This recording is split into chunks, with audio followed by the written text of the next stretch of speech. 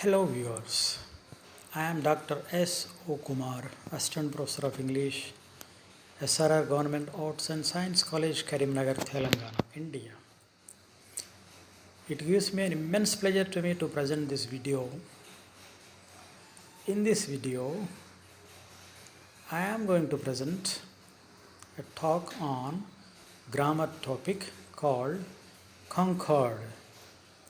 Concord is one of the simple items in English grammar.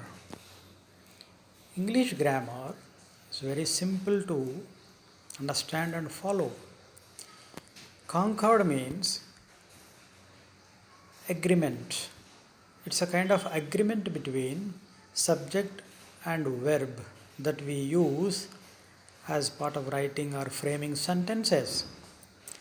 Sentence framing in English is very simple if we understand the concept of concord. Concord, concurrence, conquering all mean same. That means subject-verb agreement or an agreement between these two. That means if the subject is singular, verb should also be in singular form. So, this concord makes it clear that framing sentences in English language depends on this simple concept. Many speakers of English, many users of English commit mistakes in this aspect. That's why concord is given for study. Concord, as I said just now, it's an agreement between subject and verb. Simple thing is that, for example, in Telugu, Ravi వస్తున్నాడు. రవి మరియు అతని మిత్రులు ఇటువైపు వస్తున్నారు. When we use single subject in our mother tongue, we said వస్తున్నాడు. When we used plural subject, we used వస్తున్నారు. So, the same thing is in English language. English language depends, and its framing of sentences depends on this concept called concord. Concord is to be understood in a proper manner by doing more and more exercises. But at the root, at the outset, if you understand this concept, if you understand its meaning, then rest of the things will become easy. So subject and verb agreement in framing sentences is a compulsory, a primary objective of language user. Because after all, you have to use a formal, perfect, correct language as part of your communication, as part of your sharing of knowledge, ideas, etc. So agreement in person and number also. Yeah, it also means, concord also means an agreement between subject and number. Subject here in the sense person. First person, second person, third person, we have three persons. So the same thing is here used. So, agreement in person and number also means concord. As I said just now, Ravi is playing well. Ravi and his friends are playing well. When I used Ravi, I used is. When I used Ravi and his friends, I used are, A-R-E-R. So this is called person and a number agreement or concords. Every language has the rule of concords. All languages depend on this concept called concords, because concord is a fundamental rule upon which all languages depend, upon which all languages are framed, sentences are framed. And of course, concord gives rise to formal language. The concept of concord produces, develops formal language, because concord only makes it clear what is the subject number or what is the number of the person, the first person, second person, third person, plural or singular, and what is the form of verb, whether singular verb or plural verb, to suit the subject and its number. So that is concord. Concord and examples. Yeah. Unless we make and do and understand examples in any grammar, we cannot improve language. So now here more and more examples are given on concord. Viewers, you should carefully listen, see the examples here, and later practice at your leisure time. The more practice you make, the more language you can develop, the more understanding you can develop on the concept called concord. So far, I have made it clear what is concord in English grammar. In English grammar, we have those 8 parts of speech and other concepts like concord. This concord concept is dealt in the aspect of subject, number of subject or the subject number, and the following verb that is to be used.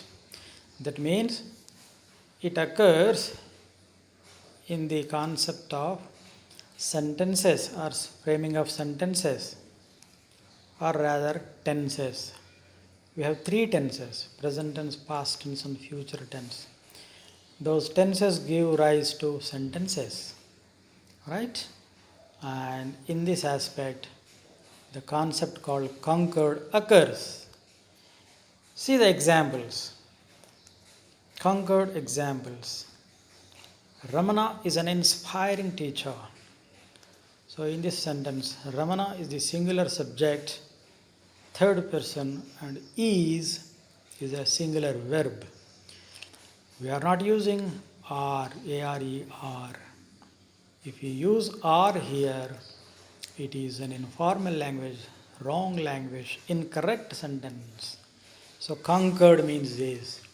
Ramana is an inspiring teacher.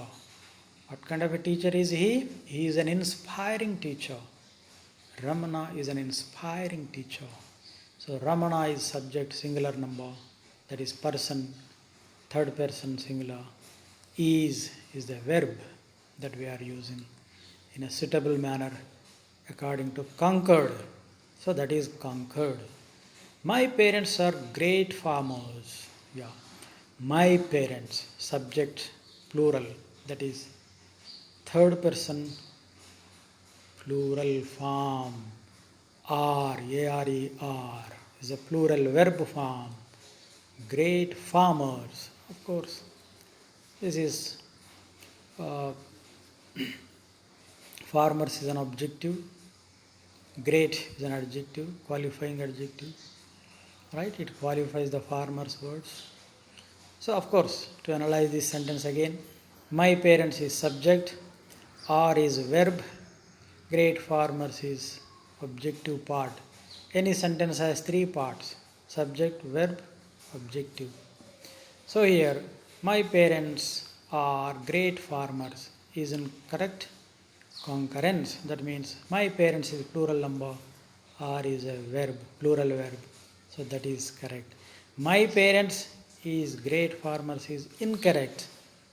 Wrong language, bad concurrence. I think with these 2 examples, you have understood well. Cinemas in the past were thematic and meaningful. See the another sentence. Cinemas in the past were thematic and meaningful. Here, what is the subject? Cinemas. Singular or plural? Plural. So cinemas in the past were. So were is the plural verb. It is in concurrence with the subject plural, that is cinemas. Cinemas were thematic and meaningful in the past. This way also you can write and use this sentence. So cinemas is in concurrence with the verb were. That is correct. Concord here. Cinemas in the past was thematic is wrong. Informal, unacceptable English. Then we have another sentence. Students have to read books. Yeah. Students always should not depend on cell phones and internet and other such devices. These are all artificial. Artificial things produce harmful impact. Of course, to some extent you can depend, but always you should not depend on. Particularly for reading hours together, you should depend only on books. You should read only the books, written books that have pages. So students have to read books. Students, plural form, that is subject. Have is again plural form of the verb have, to read books. Students has to read books is wrong, informal, wrong concord. So that's why students, the plural form of subject, takes the plural form of verb have. So that is concord here.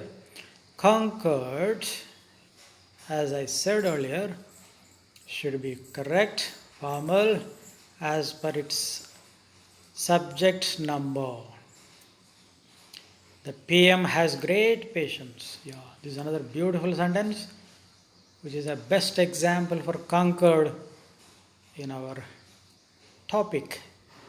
The Prime Minister has great patience. The Prime Minister, singular number. So verb also is in singular form, that is has.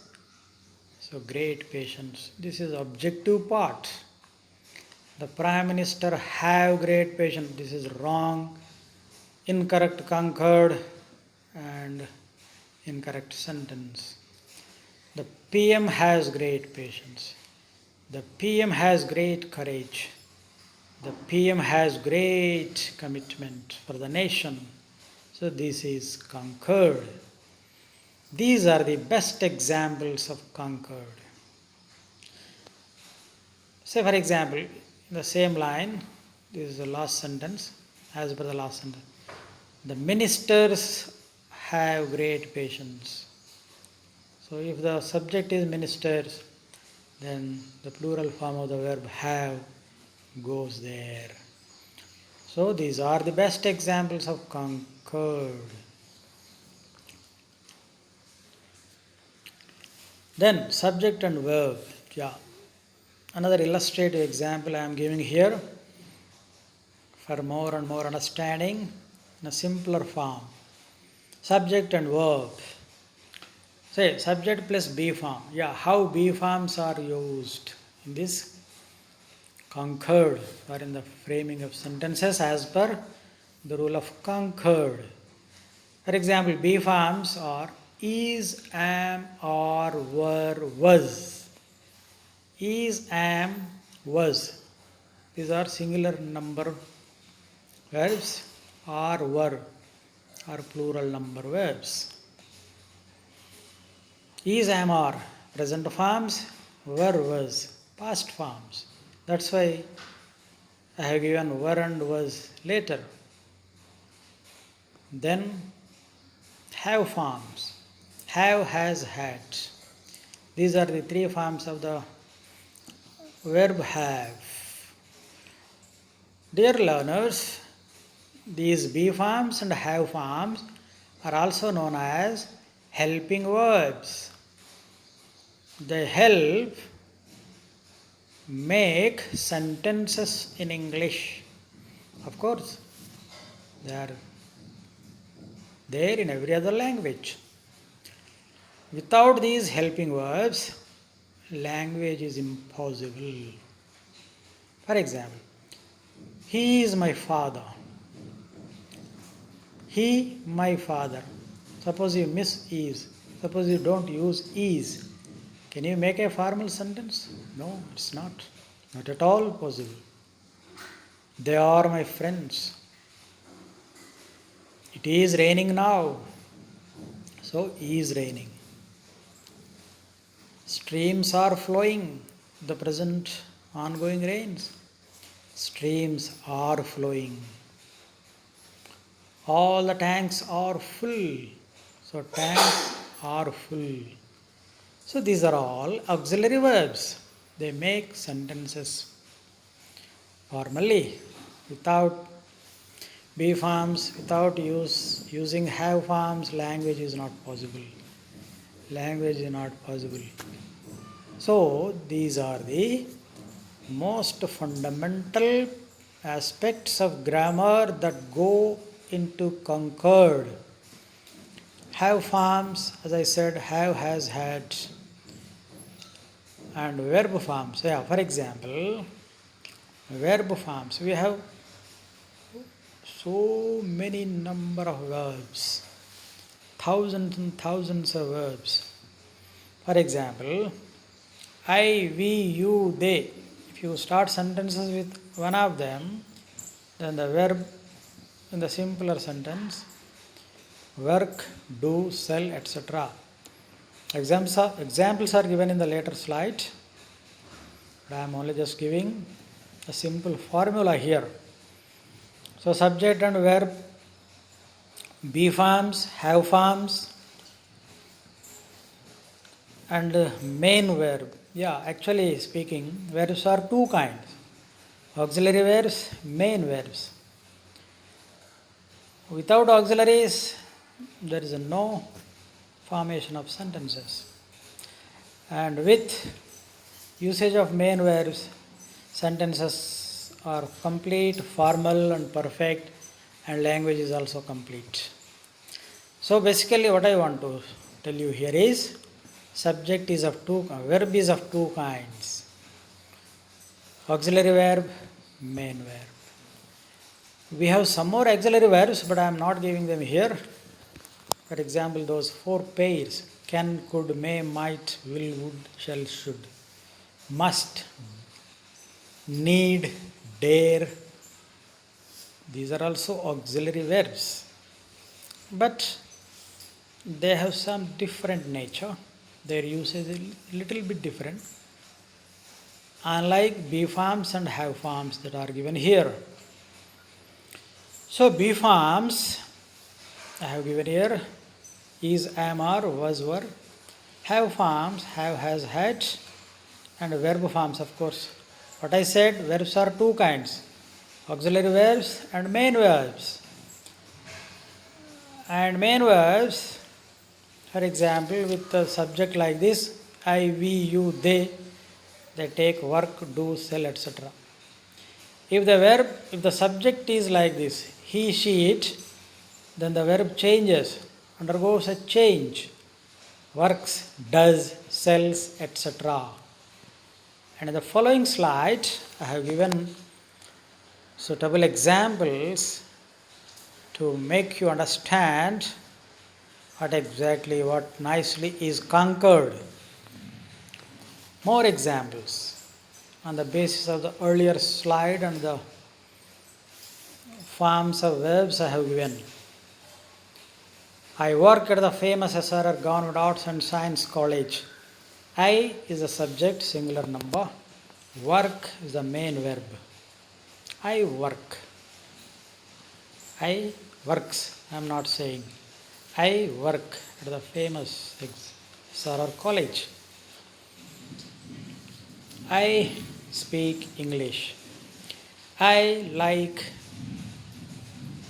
my country. I love my culture. I speak English. So like that. I am not saying I speaks, I loves. That is incorrect, wrong, concord. We live in Huzurabad. Yeah. We live in Huzurabad. They live in Warangal. My parents live in village. My friends live in Warangal. So like that. You work at your village. You work at your village. They work at their farmhouse. They live at their native place. That is Vangara. So something like that. So these are the best examples of subject, that is subject number, and main verb. That means subject, main verb, agreement. That is concord. Subject verb agreement is called concord. So here I am giving examples with main verb. In the earlier slides I have given examples with the auxiliary verbs. So here subject number and verb, they take form like this. He works in the fields, yeah. As per the earlier slide, he, she, it, if any of these subject takes place in the subject place, then the following verb takes es or s. So that's why he works in the fields. It functions well. Yeah, it means maybe your cell phone, your computer, your bike, your car, or your fan, or your TV set, something like that. It functions well, it speaks well, it reads well. My cell phone functions well. My cell phone, that means it. So whenever there is he or she or it, the verb form changes. The main verb takes s or es. So this is the concord here. My father goes to fields every day. My father means here he. My mother prepares food for all of us at home regularly. My mother. That means she. So he, she, it. It takes verb with s or es. So these are the examples with main verb on concord. Concord, if you understand, gives you wonderful language, correct language, formal language, and excellent language, which is suitable for your communicative purposes. After all, your communication should not have any flaws, any mistakes, any wrong patterns. If wrong patterns are used, your communication and you will be underestimated and you will be shown the door at interviews or later as part of your job. So these are the examples with the main verb on concord. With verb do. Yeah, another verb do. How concord is. I do yoga every day. Yeah, I do yoga every day. This is another example with do. I, we, you, they. It all takes do only. But he, she, it, it's different. You see how examples are nicely written in pyramid manner. I do yoga every day. We do good works always. Yeah, we do good works. We should do good works and we do good works. Our natural way, we do good works every day or we do good works always. You do nice things to others. Yeah. As a human being, you should have to do nice things to others. So you do nice things to others. So here I is subject, do is verb, main verb. So I do. We do, they do, my parents do, my friends do, my relatives do, like that. They never do harm to others. Yeah, they never do harm to others or anybody. So they do, you do. Robot does the same thing as humans do. Yeah, here robo is third person singular. That's why do changes. It becomes does. That means es. My friend Ravi does nice thing every day. My father does cleaning work. My father does teaching at school. My mother does cooking at home. My sister does sweeping work, sweeping at home. My brother does nice works at home. So Ishit does. All other subjects do. This is another example of concord with the main verb do. Understand again properly. I have given a very suitable examples in the simplest possible manner to make you understand what is concord. So concord is a simple concept but gives correct sentences, produces formal language in English. If you understand this concord well, you can make excellent sentences and you can improve your English communication skills in a very befitting manner, very suitable manner. That's what I want to share in this video. I think for the second part, I'll give some more examples on this concord. So, here I end this talk on concord in this video. Good luck.